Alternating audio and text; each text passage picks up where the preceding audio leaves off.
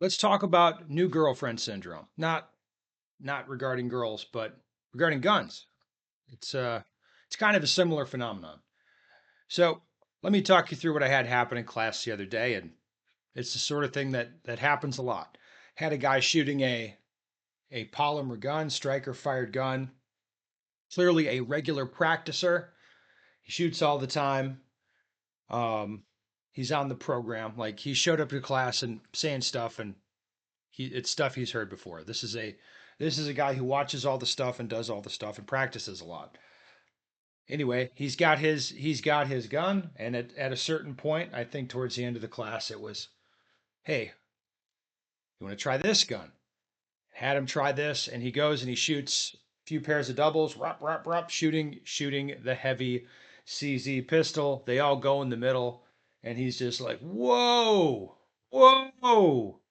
This is the heat. Like I mean, you're not even good at shooting. You just have this gun. This is amazing. And what he's experiencing there is what I'd call new girlfriend syndrome. So you take a pistol that's unfamiliar to you, aim it at the stuff, and you pay attention to foundational stuff. Like you pay attention to your grip. You're like, okay, grip's right. Look where you want the bullets to go. And then you shoot a few, and for just a few rounds, everything is kind of magical. The bullets go right where you want. Um, because of this gun, like this gun's very different in character to his gun. It's heavy.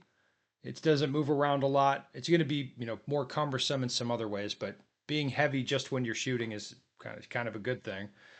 And picks up, it's like, whoa. So it's very different in nature to his gun. He pays attention to what he's doing and he shoots it, and the bullets go right where they want. Like I said, that's new girlfriend syndrome, where you get this new piece of equipment, and you're like, oh, wow, I mean, they're not going to have any problems anymore. Like this thing just solves all the problems.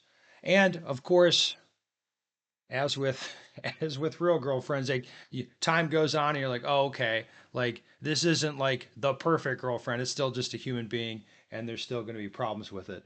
And the same thing happens with your gun. Had this guy, if think he's going to buy a Shadow, but if he continues his journey and gets a CZ, thinking, hey, this is going to solve all the shooting problems. This is going to be just amazing.